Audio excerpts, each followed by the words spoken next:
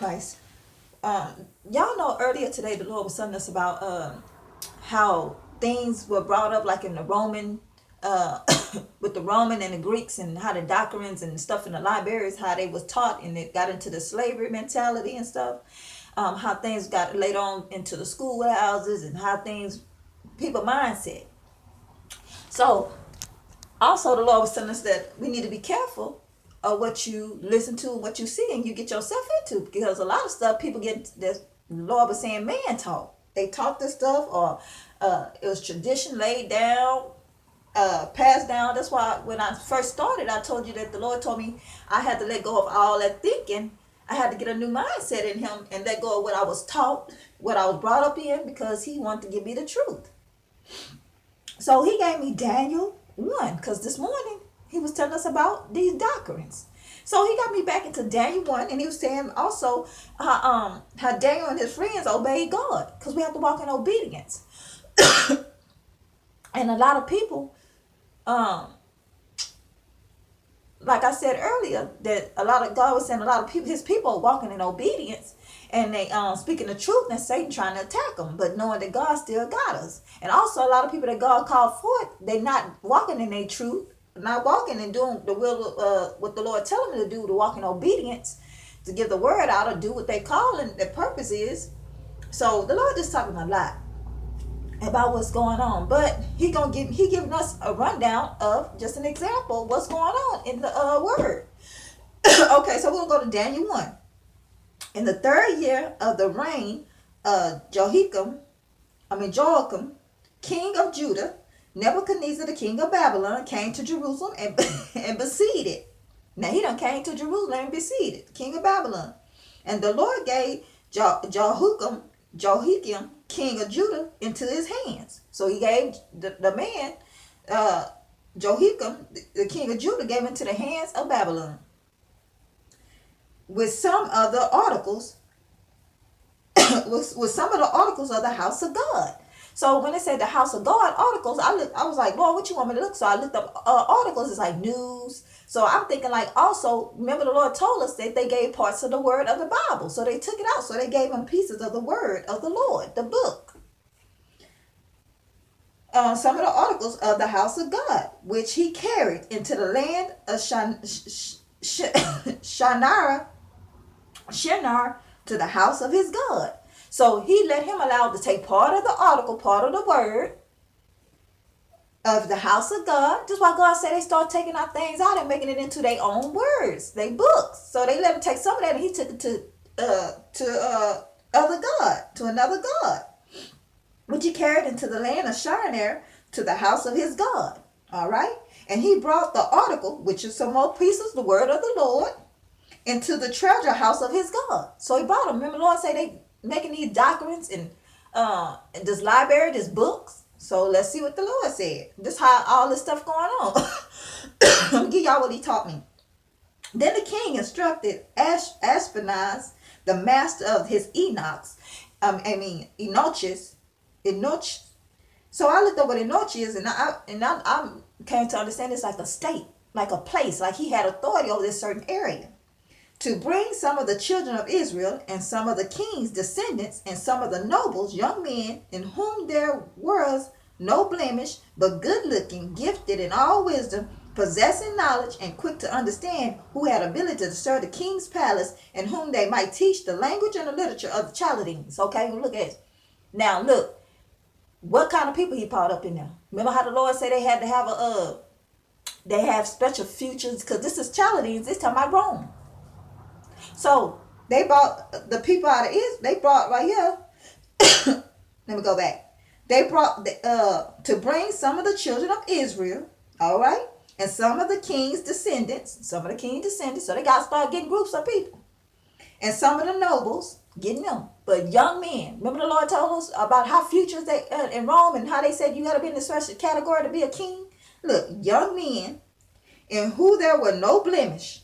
Okay, they don't want no sparks and nothing on their face. They know they have to be pure white, but good looking. Remember he said good looking. They had to have the blue eyes, the blonde hair. Remember how he told us the descriptions of them? Gifted in all wisdom. So they felt like they got to be educated. Possessions, knowledge, and a quick understanding. So now they have to be smart. Who had the ability to serve in the king's palace. So they want them to have to be able to serve in the king's palace, these kind of people, because they building them up.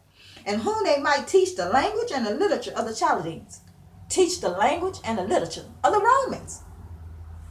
Still bringing them against to get this doctrine to preach the word. Remember the Lord told us how they start preaching the word. These doctrines got us thinking how the world is today. Brace up on this racism, how you gotta look. They using them as the outer appearance, also speaking in the inside of them what they taught them, and use word of the Lord, the articles, the word of the Lord, and add it into their teaching. Dispatcher, what's going on now? Okay, let's go to this. And the king, hold on.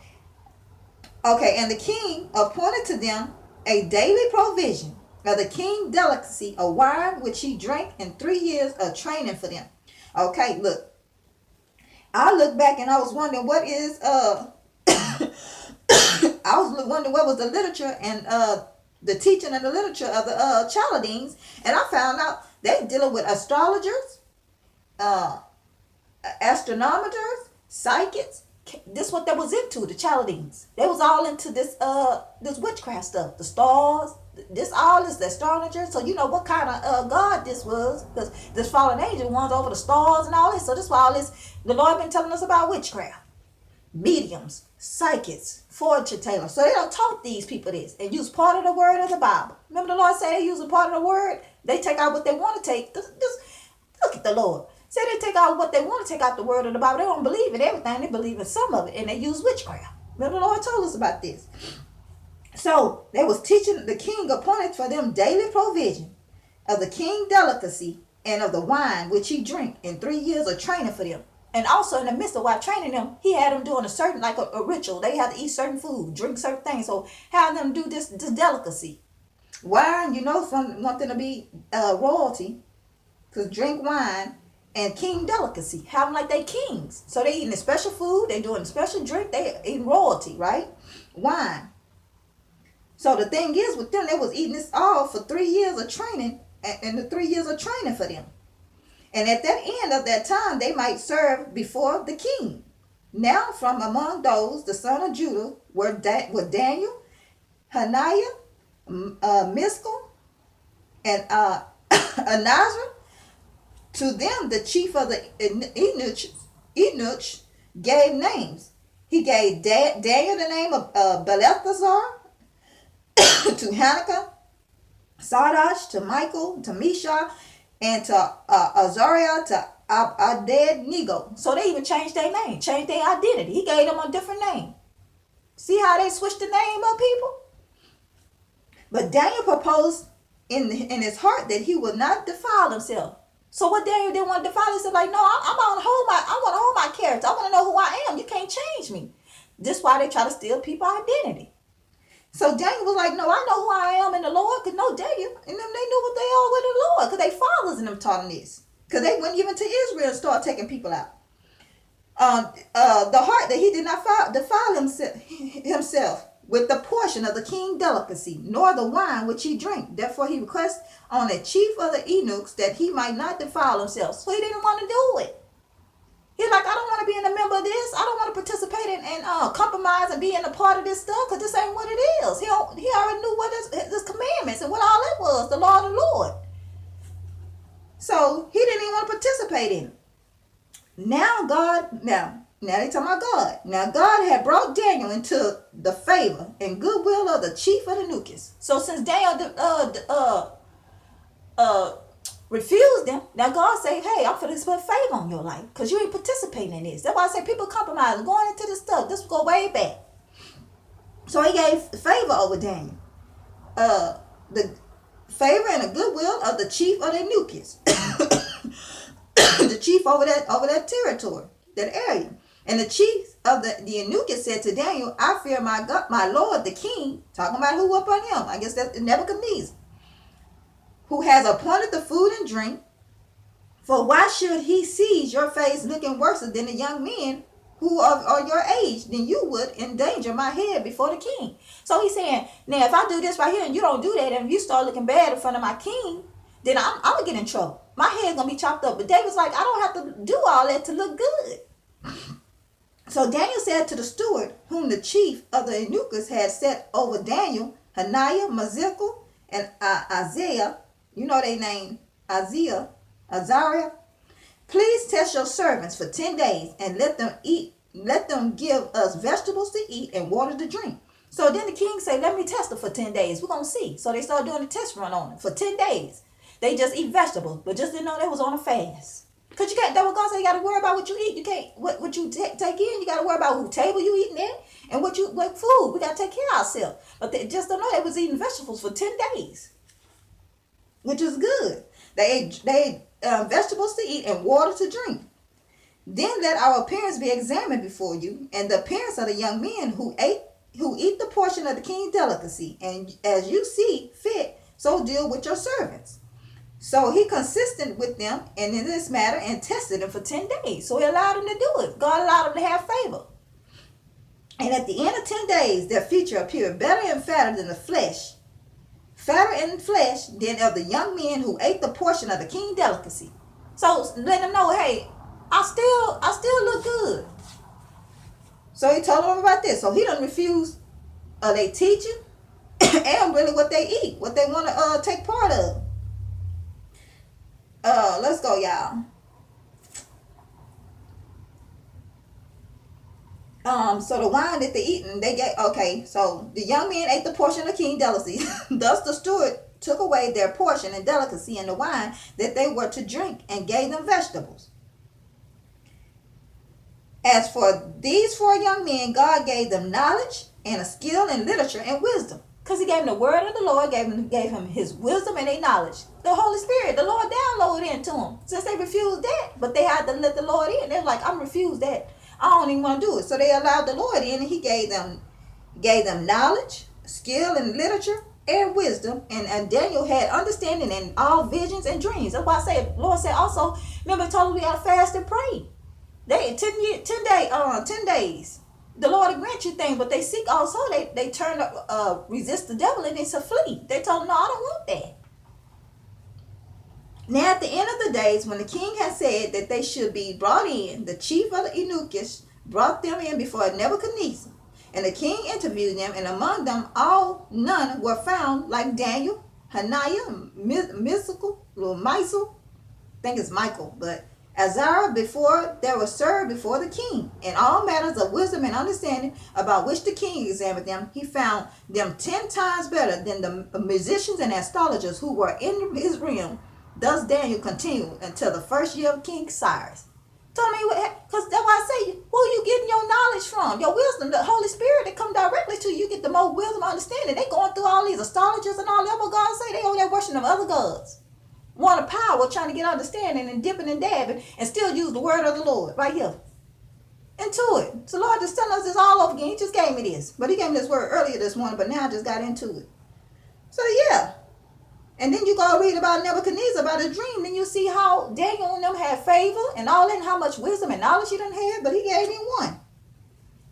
Let's go right here. I'm going to read part of it, y'all. Now in the second year of Nebuchadnezzar's reign, Nebuchadnezzar had dreams, and his spirit was so troubled that his sleep left him.